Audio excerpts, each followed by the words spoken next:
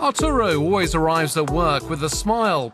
He's been a caregiver at the Svarta Delens nursing home near Gothenburg in Sweden for more than 20 years now. His speciality, helping people suffering from Alzheimer's, a task that's long been challenging. Arturo prefers to take us to another unit to respect patient privacy. His life changed last year. He was selected to be part of a working time reorganisation experiment. I'm not as stressed out as I was before. I've met new colleagues. We help each other better plan our work, and we work with more joy. I'm also in charge of young children as a single father. Now I no longer have to pressure them in the morning to go to school. Everything is much more relaxed. I think I've become a better dad, as well as being a better caregiver. The working hours of the home's 82 caregivers were shortened from 8 to 6 hours for the same salary, a programme mentored by the municipality of Gothenburg. Employees are said to have gained a lot in terms of energy and efficiency and are more available to the residents. The atmosphere is more relaxed. We have many people here who suffer from dementia. Before, there was too much stress around. It made them very nervous. Now they are clearly more peaceful. We've also created jobs, and we have a lot less sick leave.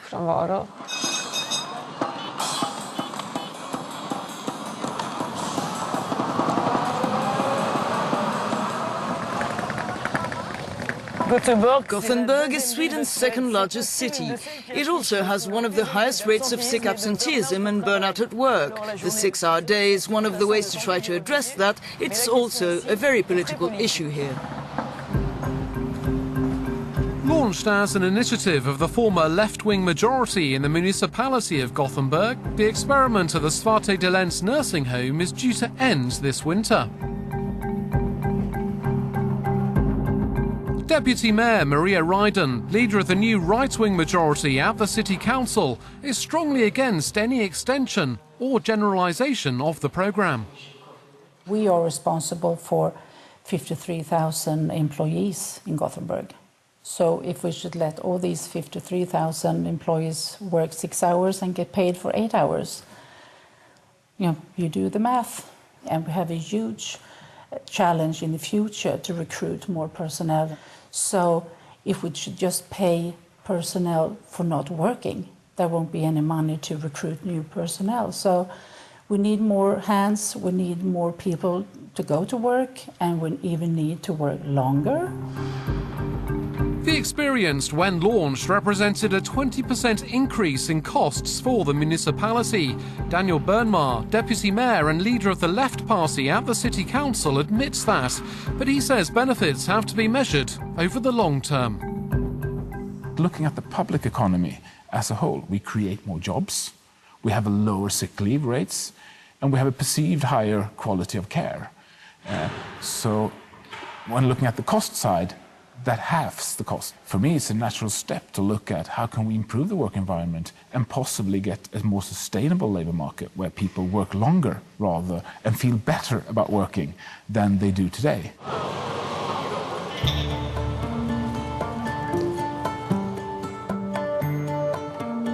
Reducing working hours can also be profitable in the short term. That's been the case for this car dealer and service centre for almost 15 years now.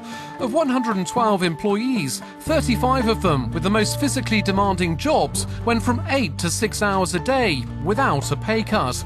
And the centre's manager has never looked back. We started in 2002 because we have a long waiting time for our customers. And we want to have a shorter waiting time. We have double the people in our workshops, but we have also increased our sales, yes, and our profit. It's better open hours, and we have more customers because of that. It's win-win for us and for the company and for customers. Sales jumped 25% in the first year before stabilising. The cost of additional hiring was largely muted, and workers can even net bonuses for good performance. Satisfaction levels run high.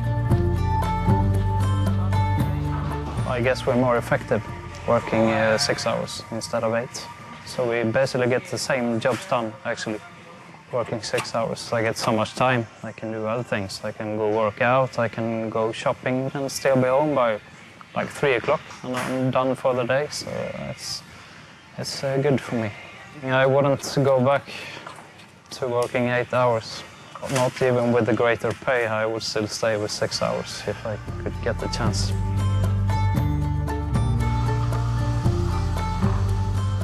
We end our visit at the Gothenburg University Hospital.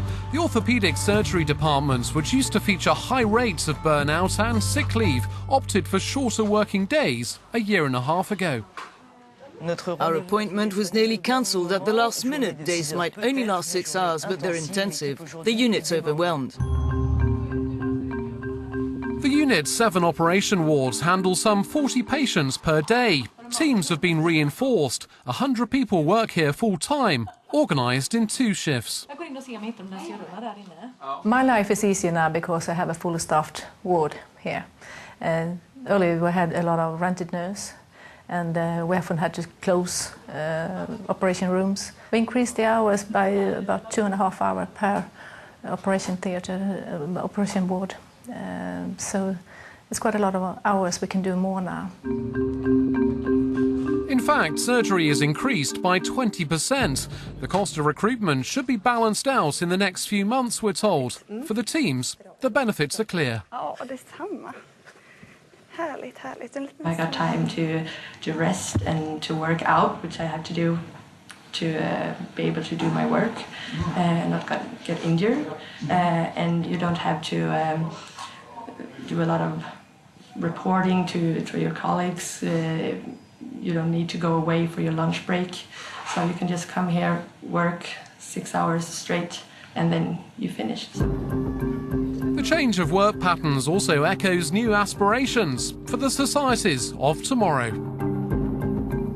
Young people today, they don't look at work in the same way as our parents did.